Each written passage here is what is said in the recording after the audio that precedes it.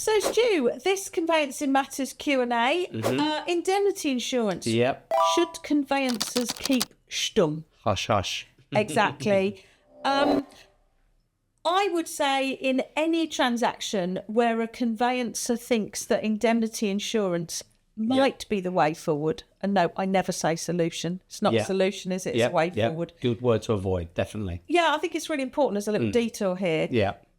Indemnity insurance doesn't put the legal problem right. Correct. It just gives you a way around it. Yes. And I think clients often don't know it and conveyancers often forget it. Estate agents certainly think that. Exactly.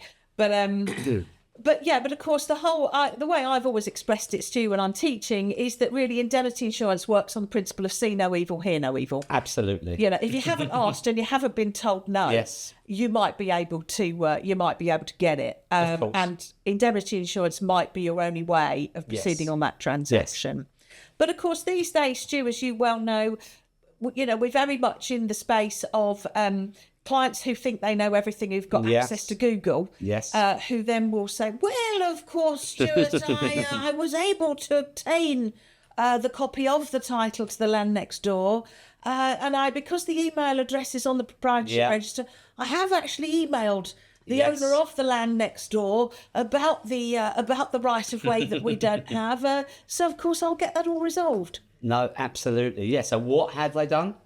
They've removed their opportunity to get indemnity insurance. Exactly.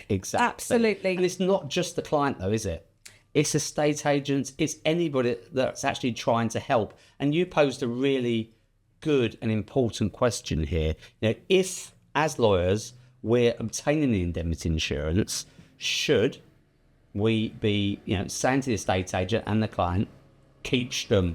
I absolutely do. Yeah. How many people do that? I suggest not many. I make a point of it now, and I hate to say this, and if I could write it in crayon, I would. Yeah. But it sounds quite patronising, and I don't mean it to. But I will actually do this really quite early on, kind of in bold. Yes. And I will ask people to acknowledge the receipt and confirm they've got it. Apart from anything else, Stu, because if it transpires that somebody has made an inquiry of the owner next door, the planning department, the local authority, building control. Of course, the list is endless. Yeah. If that inquiry has been made and we can't get insurance and the matter falls apart, might not be able to sell the property. Who's the client going to blame? They're knocking on your door because we're the people that are properly insured. Exactly. As we say, probably every time we speak. No, exactly. To be fair, Stu. Unlikely to go back to the estate agent that could invariably be the source of the problem that invalidates the policy. So if I've really early on, if I think that indemnity insurance might be the way forward, I actually now will have no hesitation in emailing the client, the agent, the firm on the other side, and literally say, please confirm that neither you nor your client is going to make any... Fantastic advice, and getting that acknowledged. So, brilliant advice. And then if something does later fall out of bed, I hate to say it, but then you and I do have that back covering email. Of course, because we've done it. And actually, I think also what's an interesting point is that this is also a risk for a seller. Because, for example, I had a situation where the seller was selling a listed building. We thought that work had been done to it. My clients were cash buyers. They loved the property, really wanted it, but we had that slight niggle that something had been done. My clients wanted the reassurance of knowing that nothing had been done. They wanted to talk to the listing officer. The seller's solicitor wanted to offer indemnity insurance, and we didn't want it. Right, we didn't want indemnity insurance. But the seller's solicitor, to be fair to them, quite legitimately said, we don't want your client talking to the listing officer.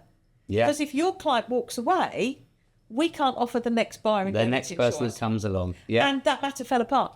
Yeah. Matter fell out of bed because my client said, fair point, we understand where they're coming from, but we're going to take our £875,000 and go buy something else. So it is an issue if you're acting on a sale, because if the buyer goes poking the wasp's nest, you might, and that transaction falls out of bed, that approach might have stopped you getting indemnity insurance on a future sale. So that's such good advice. So it's the estate agent, the client, and the opposing lawyer. Yeah, and their client. Yeah. And anybody who, frankly, who's got their finger in the pie, who's got something to get out of this transaction. Such good advice. So that's my view for what it's worth. No, that's brilliant advice. Well done. Cheers, Stu.